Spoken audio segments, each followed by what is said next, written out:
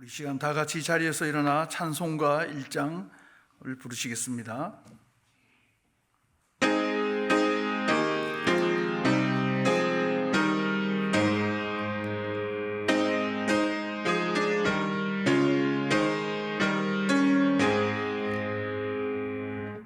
만복의 근원 하나님, 온 백성 찬송 드리고, 저 천사여 찬송하세. 찬송성 우성자 성령,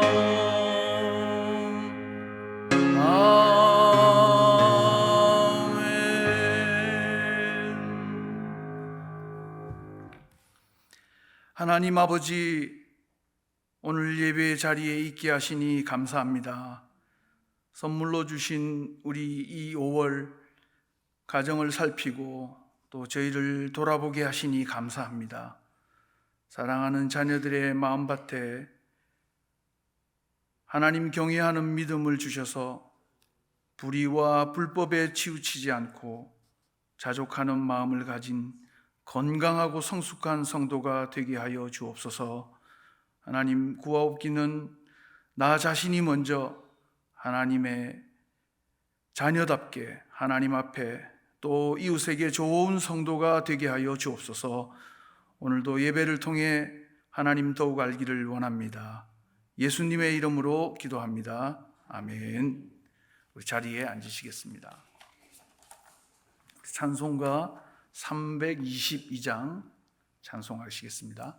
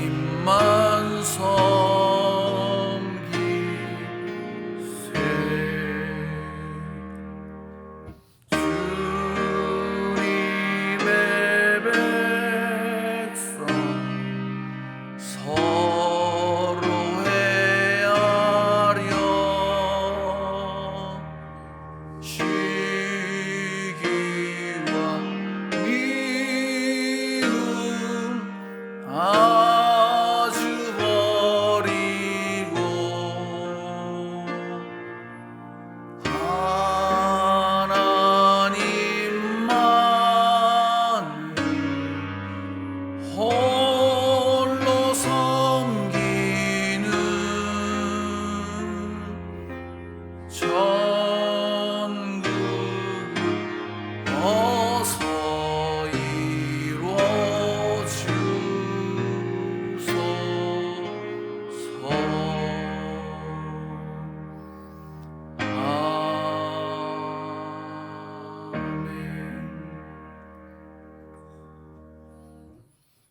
오늘 하나님께서 우리에게 주시는 말씀은 로마서 1장 1절, 우리 신약 239쪽입니다. 로마서 1장 1절, 신약 239쪽입니다. 시간 한 절 말씀 저와 여러분 합독해서 함께 읽겠습니다. 시작. 예수 그리스도의 종 바울은 사도로 부르심을 받아 하나님의 복음을 위하여 택정함을 입었으니. 아멘. 오늘 이 말씀을 가지고 감격과 사명의 그리스도인으로 살라 하는 제목으로 함께 좀 말씀을 나누려고 합니다. 오늘은 우리 모든 분들이 알고 계시는 석가탄신일입니다. 그래서 달력에 보니까 석탄일이라고 되어 있던데, 석가탄신. 그래서 우리 오늘 다 아시잖아요. 그래서 우리가 함께 석가탄신일을 맞아서 인사를 했으면 좋겠습니다. 어떻게 인사하느냐? 하나님 한 분으로 충분합니다. 이렇게 인사하겠습니다. 하나님 한 분으로 충분합니다. 아멘.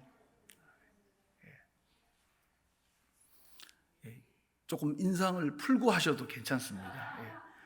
오늘 너무 석탄 같은 얼굴로 하시는 것 같은데 얼굴을 좀 펴시고 다시 한번 하나님 한 분으로 충분합니다. 이렇게 인사합니다. 아멘.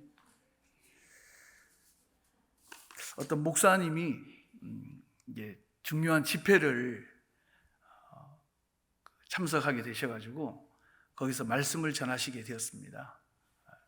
그런데 이 목사님이 아침에 이제 숙소에서 나오셔가지고 집회하는 장소, 교회겠죠? 교회로 가시려고 하는데 운전을 해서 가는 도중에 타이어가 좀 이상하다 하는 느낌이 들어가지고 가던 도중에 길에 이제 차를 세우고 내려서 이렇게 뒷바퀴들을 보고 있는데 갑자기 덤프 트럭이, 집채만한 덤프 트럭이 와가지고는 이 목사님을 그냥 덮친 겁니다. 그래서 이 목사님이 그 집회에 참석할 수가 없었겠죠. 그런데 이 목사님이 사실은 늦게 가야 되는 이유를 그 교인들에게 말하는 과정에서 실제로 있었던 일이 아니라 그렇지 않고 그냥 자기 생각 속에 그런 일이 있었던 것 같아요. 그래서 이 집회의 사람들이 이제 목사님을 한참 기다리고 있었어요. 근데 목사님이 나타나셔가지고 그 지각한 변명을 조금 전처럼 그렇게 이야기한 겁니다. 엄청난 산더미만한 이 덤프트럭이 나를 덮쳐서 오늘 제가 늦었습니다. 그렇게 이제 변명을 한 거죠. 근데 가만히 교인들이 보니까 머리도 아주 곱게 그대로 빗어져 있고, 옷 매무새도 뭐 흐트러진 게 하나도 없고, 얼굴에나 뭐 몸에 전혀 상처가 없는 것 같아가지고 이 목사님을 가만히 보다가 교인들이 생각한 겁니다. 저 목사님 틀림없이 거짓말장이구나, 아니면 사기꾼이구나, 그런 생각을 한 거죠. 그러면서 한 사람 한 사람 이제 그냥 빠져나간 거죠. 그래서 집회가 이루어지지 않았다 하는 이런 이야기가 있습니다. 뭐 그냥 지어낸 이야기일 겁니다. 그런데 이 비유에서 우리가 좀 이야기를 해볼 만한 것은 하나님을 만난 사람, 하나님과 그 복음을 만난 사람이 과연 아무런 변화가 없이 그런 삶을 살 수 있을까? 덤프트럭에 부딪힌 이 목사님에게 아무런 변화가 일어나지 않았던 것을 교인들이 이상하게 생각했다면 더 큰 충격으로 우리의 삶에 부딪혀오는 이 그리스도의 말씀과 그 복음에 우리가 부딪혔는데 우리에게는 아무 변화가 없습니다 라고 말하는 것은 문제가 있는 거죠. 그래서 리젠트 칼리지라고 하는 아주 캐나다의 좋은 신학교가 있는데 거기에 영성신학을 가르치셨던 유진 피터슨이라고 하는 목사님이 계십니다. 교수이시고 지금은 계시지 않지만 그분이 이런 이야기를 했습니다. 여러분의 청중이 하나님 나라에 관한 메시지를 들었는데도 아무런 반응을 보이지 않는다면, 이렇게 이야기를 꺼내셨어요. 그러니까 뭐 목사 입장에서 이야기했겠죠. 그런데 하나님의 제대로 된 바른 말씀을 듣고도 우리에게 아무런 반응과 변화가 없다면 어떻게 된 걸까? 이 피터슨 목사님은 이런 이야기를 합니다. 메시지를 오해했든지 아니면 당신이 제대로 전하지 않았기 때문일 것입니다. 참 이 이야기를 제가 읽으면서 참 많은 반성을 하게 됩니다. 나는 바른 복음을 전했나? 그래서 성도들이 바른 복음을 들을 수 있는 기회를 드렸나? 그랬는데도 성도들이 변화가 없다면 내가 잘못 전했거나 아니면 성도들이 하나님의 나라와 그 복음에 대한 이해가 바르지 못했거나, 둘 중에 하나가 아닐까. 왜? 하나님의 말씀은 어마어마한 충격으로 우리의 삶에 올 수밖에 없기 때문에. 오늘 우리가 읽은 이 본문 말씀에 한 사람이 나옵니다. 그 사람의 이름은 바울입니다. 우리는 바울을 생각할 때마다 하나님의 사람, 그런 생각을 하게 되죠. 왜냐하면 바울은 하나님과 제대로 만났던 사람, 그 복음과 제대로 부딪혔던 사람이기 때문에 그의 삶이 다 깨어지고 하나님의 말씀과 복음으로 새롭게 만들어졌습니다. 그래서 복음을 분명하게 알고 복음을 위해 살았던 사람이 바로 이 바울입니다.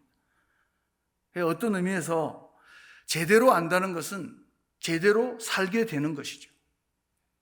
복음을 제대로 만났다고 하면은 우리가 그렇게 살지 않을 수가 없는 겁니다.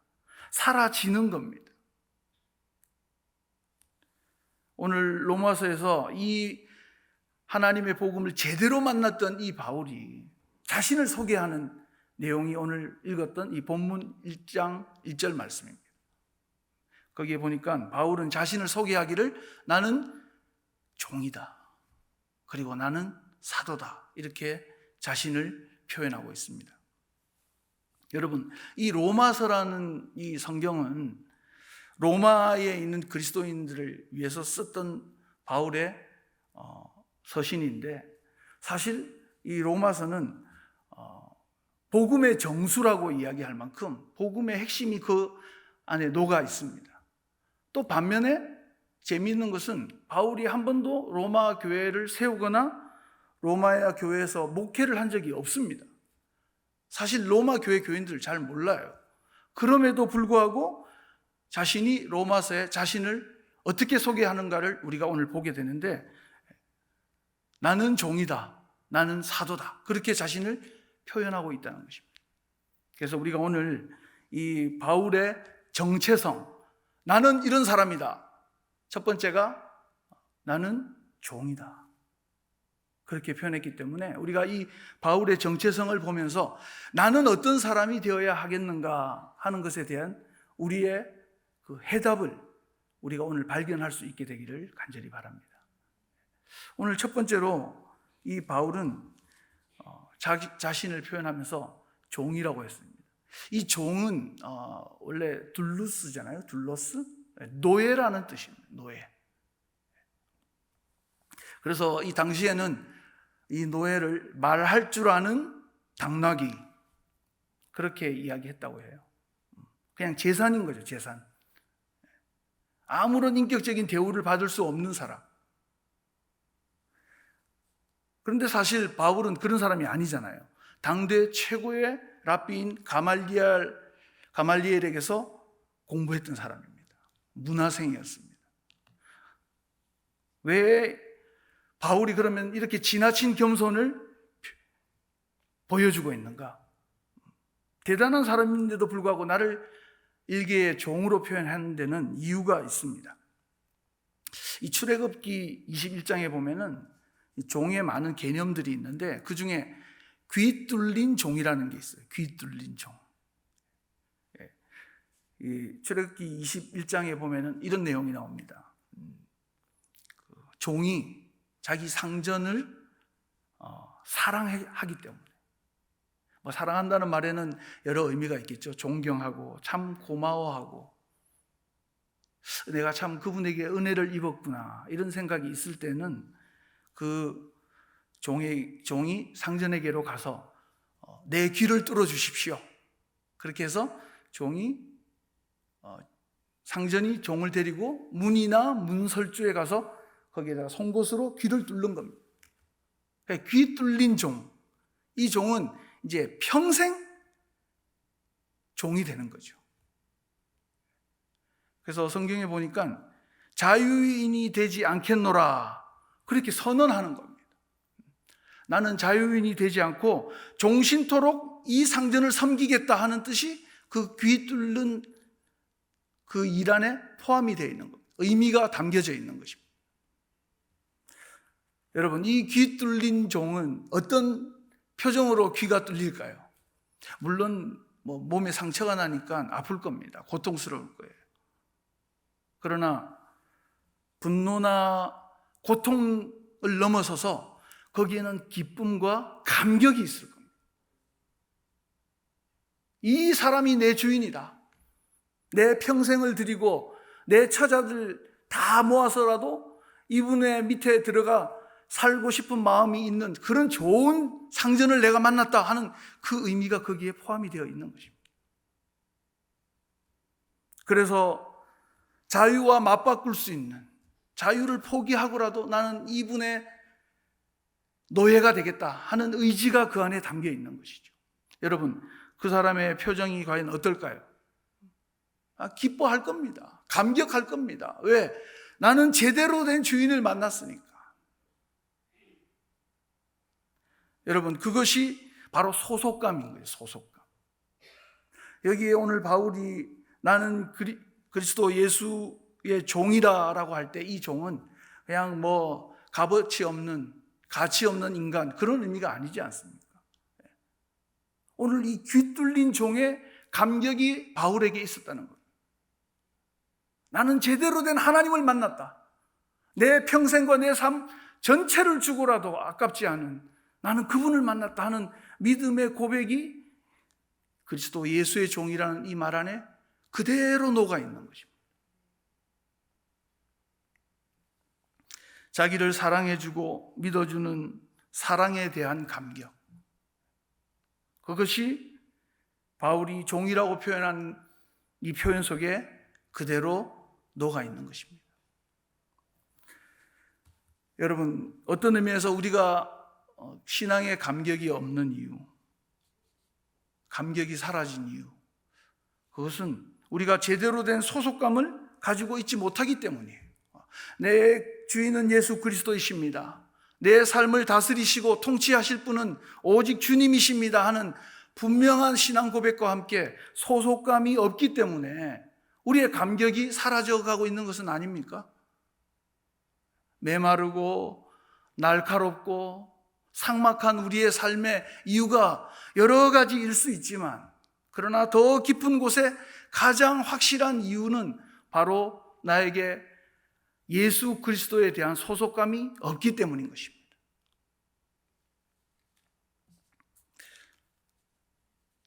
이렇게 축구 선교회가 있는데, 축구 선교회가 이제 선교 지체에 포함이 돼 있다 보니까 제가 몽골에 있을 때도 한 3번 정도 왔었었고, 또 이렇게 동남아 쪽으로 이렇게 축구 선교를 하러 가게 됩니다.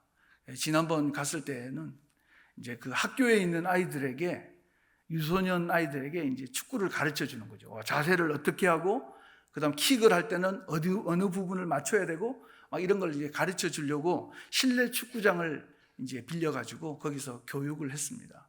했는데 그 실내 축구장에 이제 마이크는 없고 이제 문이 없이 다 뚫려진 상태라 가지고 되게 산만했어요. 시끄러웠어요. 주변에 오토바이 지나가는 소리, 막 사람들 소리가 다 있는데 유독 그 교육을 하지 못하게 방해했던 것이 있는데 그게 이제 닭 우는 소리예요. 닭 우는 소리.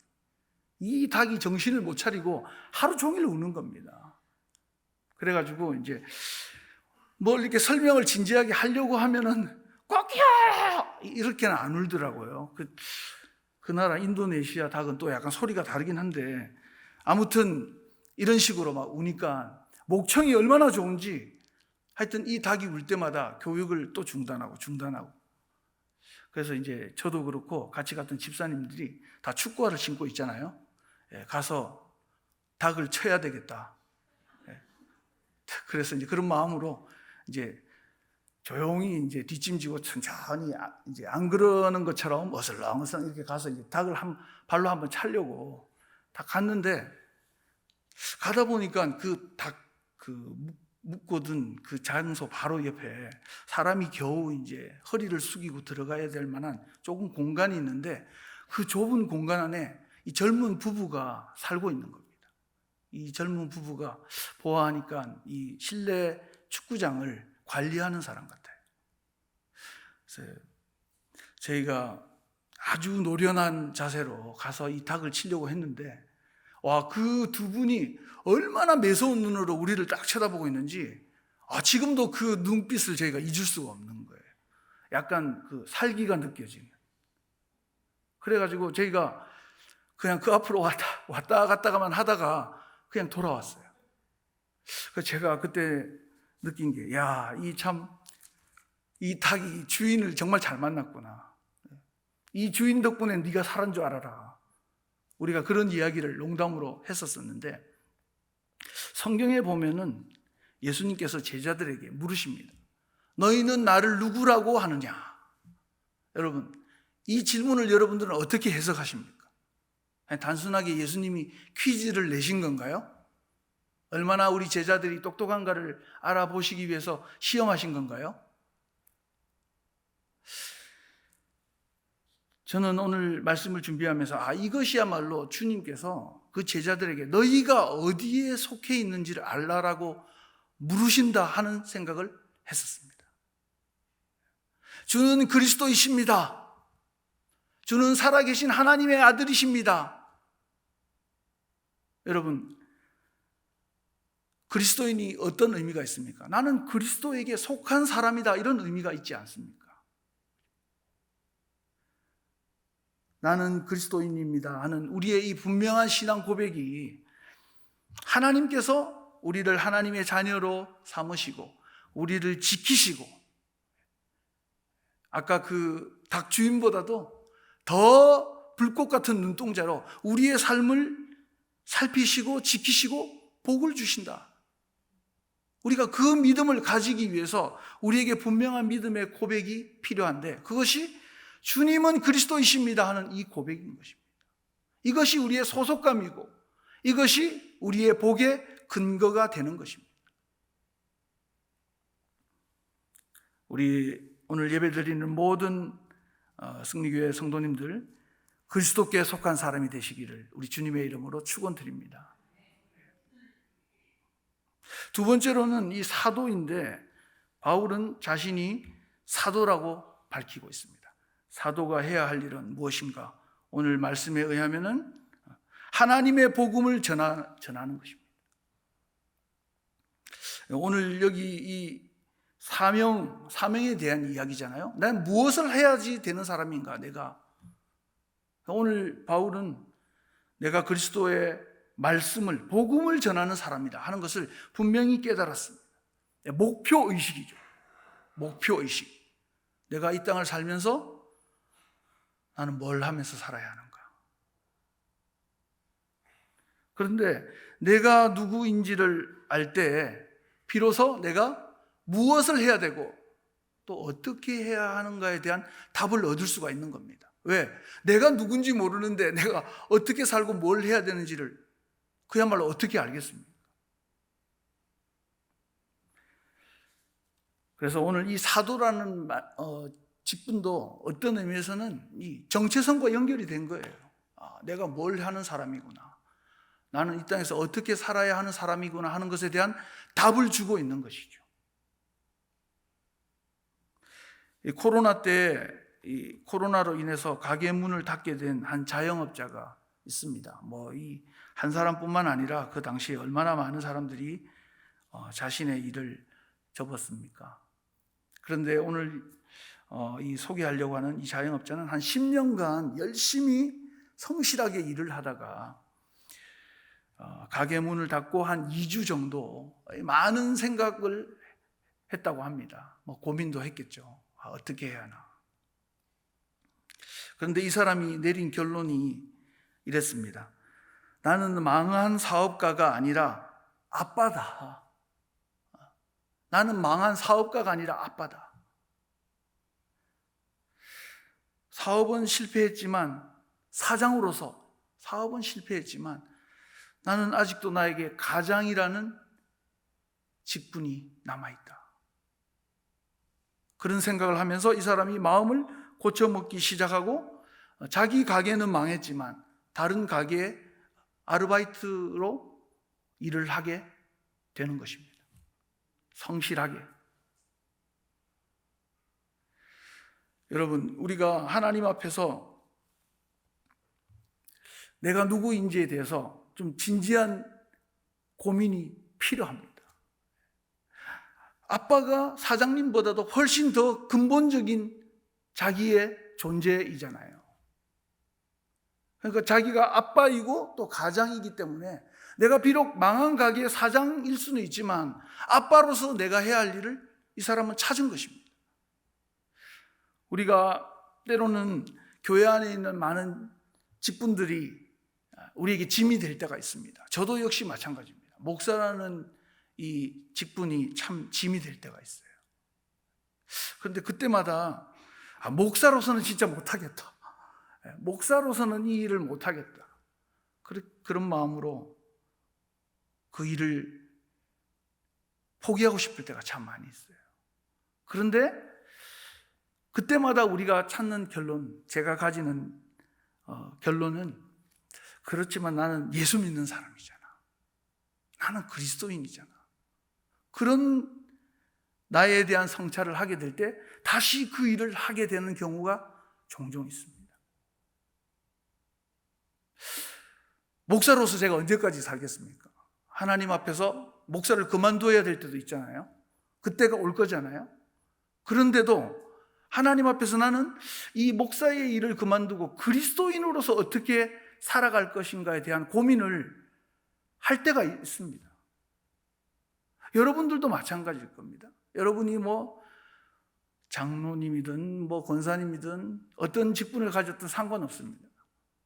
여러분들이 여러분에게 주어진 직분을 가지고 살아가다가 벽을 만나게 될 때, 장애를 만나게 될 때, 여러분이 해야 될 질문은 나는 예수쟁이라면, 예수 믿는 그리스도인이라면 나는 그러면 이 일을 어떻게 처리해야 하는가 하는 질문을 여러분이 해야 하는 것입니다. 왜냐하면 그것이 우리에게 가장 근본적인 질문이니까.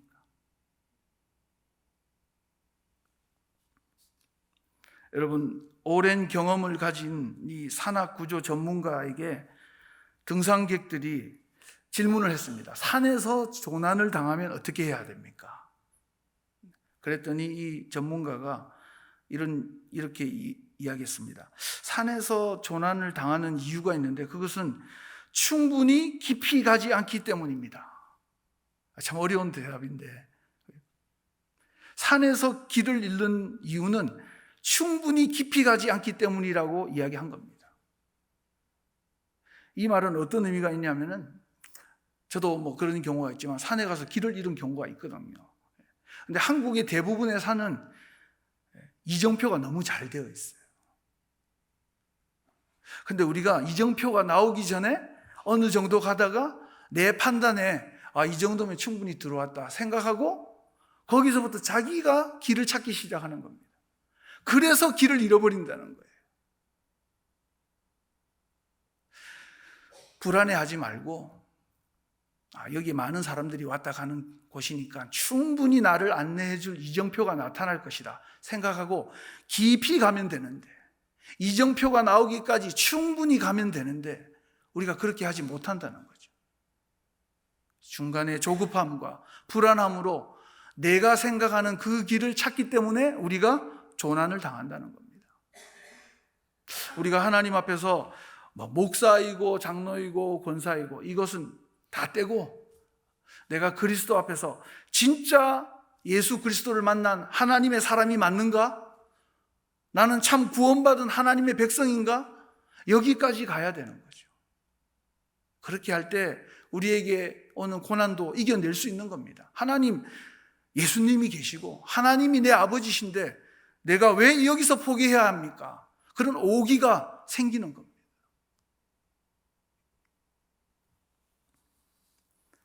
여러분, 초대교회 수많은 순교자들이 있었는데 그 사람들이 순교할 수 있던 이유는 바로 정체성이죠. 정체성. 내가 누구인가? 나는 무엇을 위해 살다 가는 사람인가 하는 분명한 답이 있었기 때문에 총칼 앞에서도 순교할 수 있었던 것입니다. 이 말은 정체성이 불분명하면은 경계가 없다. 경계가 없는 거예요. 어디까지가 예수 믿는 건지, 어디까지 그리스도인으로서 살아가야 되는 건지 경계가 없기 때문에 우리는 그냥 천방지축 좌충우돌, 세상의 물결에 막 이리 휩쓸리고 저리 휩쓸릴 수밖에 없는 것입니다. 저는 이제 정체성에 대한 이야기를 쭉 이렇게 묵상하다가 그 동화를 하나 생각해냈습니다. 우리 동화는 너무나 잘 아는 이 미운 오리 새끼, 미운 오리 새끼. 이 동화 아시죠? 이 동화를 지은 사람은 저희 종씨입니다. 안데르센이라고. 이분이 재미있는 동화를 많이 지었지만 이 미운 오리 새끼를 이제 만들었는데, 사실 이 미운 오리 새끼에 대한 이야기를 잘 들어보면은 이 기독교인의 정체성에 대한 이야기를 너무 잘 이야기해주고 있어요. 여러분도 아시다시피 이 백조 새끼인 이 미운 오리 새끼가 차별받고 미움받았던 이유는 뭐죠? 외모 때문이에요. 외모가 달랐기 때문에. 다른 이유가 없습니다. 근데 사실 이 외모는 그냥 동화에서는 외모라고 표현했지만 우리의 삶에는 여러 가지 것들이 될 수 있겠죠. 재능도 될 수 있겠고, 그 사람의 재산도 될 수 있겠고, 학력도 될 수 있을 것이고, 또 그 사람이 공부한 학벌들, 소유물들, 이 모든 것들이 아마 이 미운 오리 새끼의 외모와 외모로 대처해도 될 만한 그런 이야기입니다. 그런데 우리가 사실은 이런 것들 때문에 세상으로부터 미움받고 있는 거잖아요.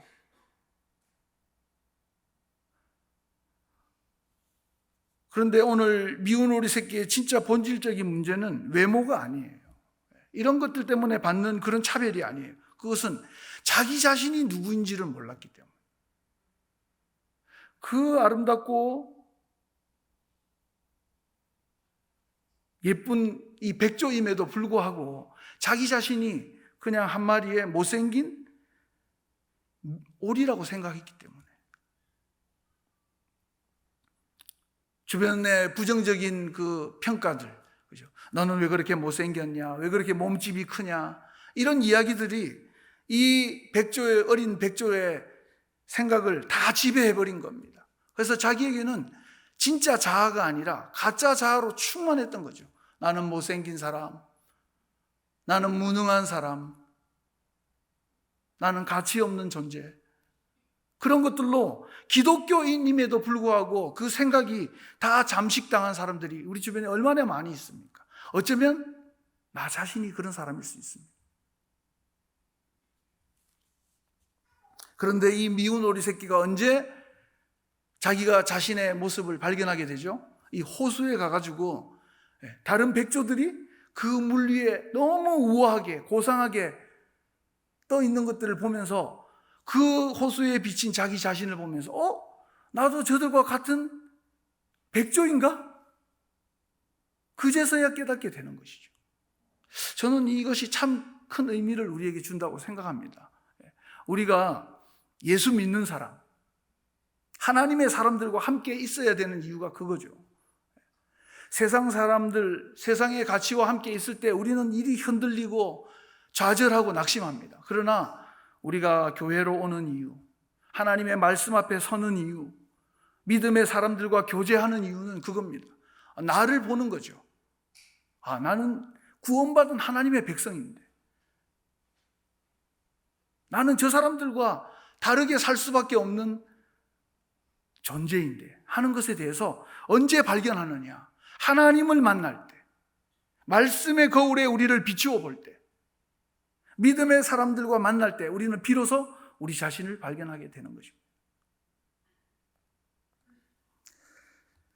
그래서 우리가 하나님의 자녀라는 이 정체성을 말씀을 통해서, 묵상을 통해서, 또 교회와 많은 우리 믿음의 식구들과 모이는 이 모임과 집회를 통해서 우리가 모이고 만날 때마다 나를 다시 한번 돌아보는 거죠. 나는 하나님에게 속한 하나님의 사람이니까 저들과 함께 믿음의 길을 가는 것이 당연하다. 내 삶을 그리스도를 위해서 드리는 것이 당연하다. 그런 믿음의 고백을 우리가 할 수 있게 되어야 하는 것입니다.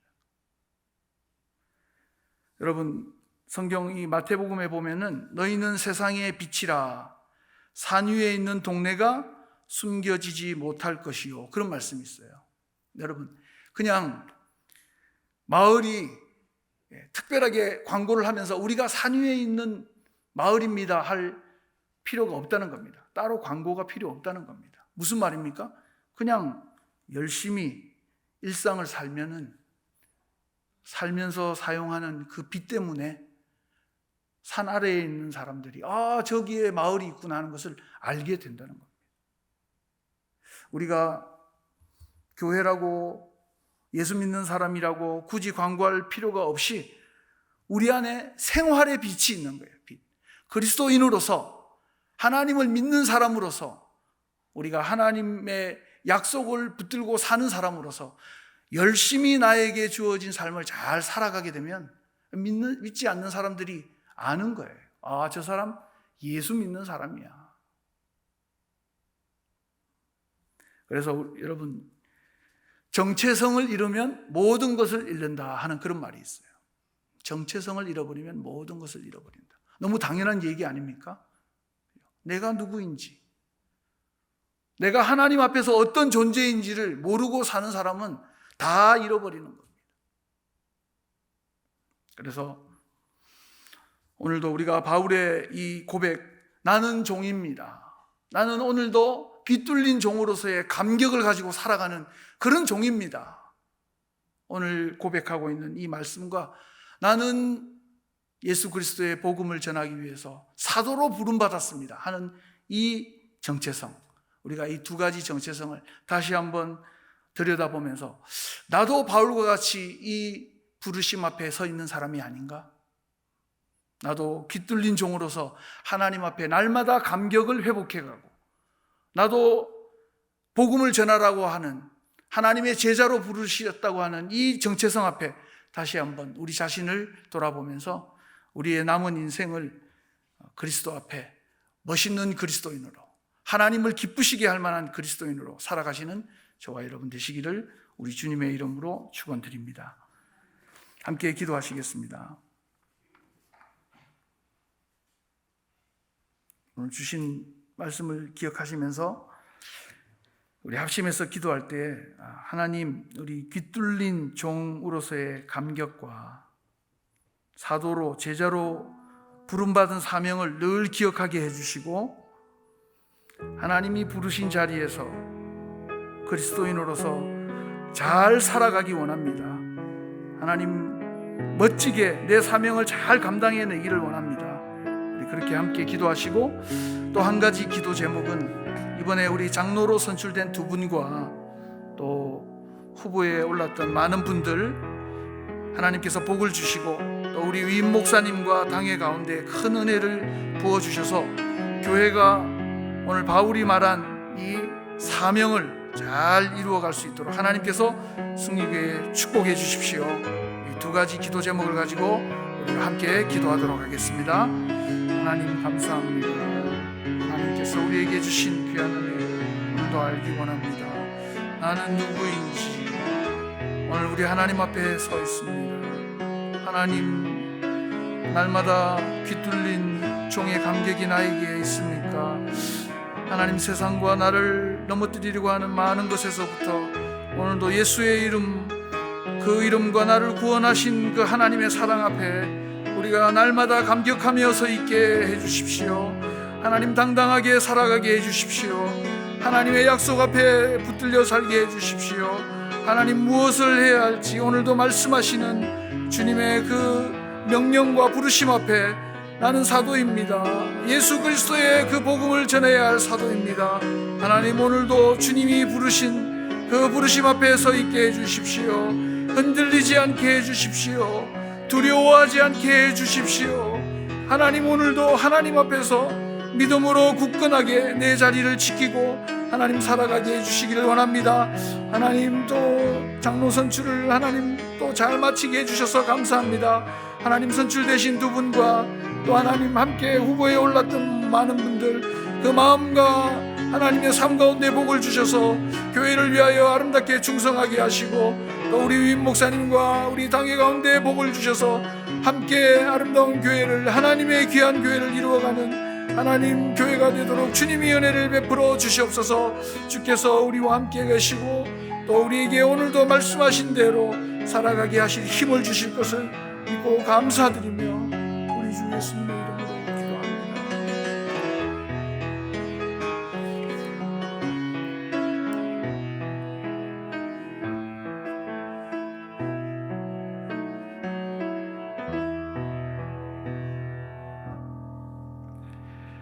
하나님, 우리에게 귀뚫린 그 종의 마음에 있었던 그 감격을 허락해 주십시오. 이미 그 감격을 맛본 자라면 그 복된 감격을 잃어버리지 않기 원합니다. 오늘도 내가 누구에게 속해 있는지, 나는 어떤 사람인지 다시 한번 진지하게 질문하게 하시고 그 해답 앞에서, 그 대답 앞에서 하나님이 우리에게 약속하신 약속을 붙들고 오늘도 당당하게, 힘있게, 용감하게 우리에게 주어진 삶을 잘 살아가는 믿음의 성도들 다 될 수 있도록 은혜를 베풀어 주옵소서. 하나님, 우리에게 사도의 사명을 주시고 제자로서 우리를 세워주셨사오니 내 삶의 일 때문에 하나님, 우리의 삶이 침잠해 있고 뒤로 물러서는 자가 되지 않게 하시고 하나님이 우리에게 부르신 그 부름의 상을 쫓아서 오늘도 믿음으로 우리의 사명을 잘 감당할 수 있는 복된 성도들 다 될 수 있도록 은혜를 베풀어 주시옵소서. 오늘도 우리 하나님께서 우리의 삶의 주인이시고 좋은 주인이심을 믿음으로 믿고 감사드리며 우리 주 예수님의 이름으로 기도합니다. 아멘. 우리 주보에 많은 광고들이 있는데 여러분 참고해 주시기를 바랍니다. 축도로 모든 예배를 마치겠습니다.